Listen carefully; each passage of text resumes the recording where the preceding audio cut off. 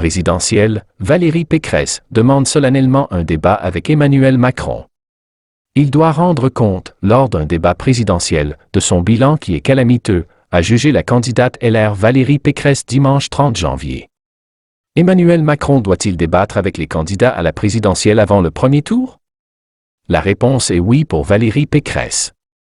Selon elle, le président de la République doit accepter le débat pour rendre compte de son bilan calamiteux et se confronter avec le réel, a-t-elle estimé dimanche 30 janvier. J'espère qu'il va accepter de débattre. Je demande solennellement un débat avec Emmanuel Macron, a indiqué dans l'émission Dimanche en politique sur France 3 la candidate LR. Dans les sondages, elle est donnée au coude à coude avec Marine Le Pen, RN, et derrière Emmanuel Macron.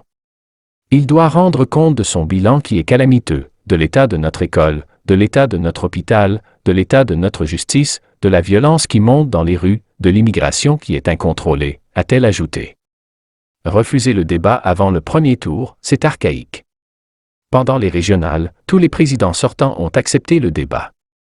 Moi, j'ai débattu avec tous mes adversaires, j'ai rendu des comptes, je n'ai pas eu honte de mon bilan, je l'ai défendu, a insisté la candidate. La démocratie moderne aujourd'hui, c'est accepter le débat, c'est accepter la contradiction.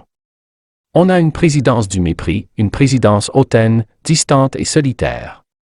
J'ai besoin que cette présidence se confronte avec le réel, a ajouté Valérie Pécresse. Un manque de respect pour les Français, juge Jordan Bardella. Dans un entretien mis en ligne la veille par Le Parisien, le porte-parole du gouvernement Gabriel Attal s'est déclaré sceptique sur l'utilité d'un tel débat avant le premier tour face à des rivaux qui installent, selon lui, une campagne de mort-vivant. Le président a toujours montré son intérêt pour la confrontation d'idées. Mais à quoi ressemblerait ce débat de premier tour? 12 candidats cherchant pendant 1h50 leur moment avec le président, qui aurait 10 minutes pour leur répondre, a assuré ce proche du chef de l'État. Le président par intérim du Rassemblement national, Jordan Bardella, a également critiqué dimanche le fait que le président sortant reste caché. C'est un manque de respect pour les Français, un manque de considération pour la démocratie, a-t-il affirmé sur BFM TV.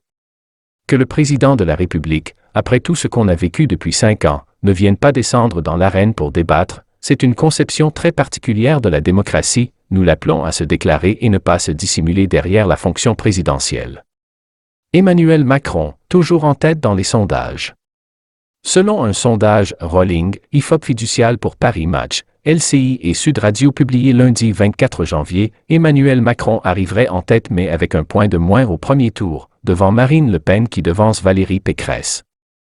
Le président sortant et toujours pas officiellement candidat obtiendrait 24,5%, toujours devant la candidate du RN à 18% et celle de LR 16,5%. Éric Zemmour arriverait en 4e position avec 12%.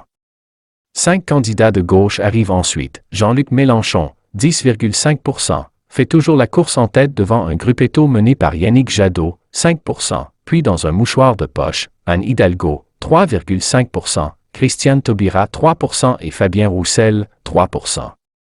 Nicolas Dupont-Aignan, 2%, Jean Lassalle, 1%, Philippe Poutou, 0,5%, Nathalie Arthaud, 0,5%, et Hélène Touy, 0%, ferment la marche.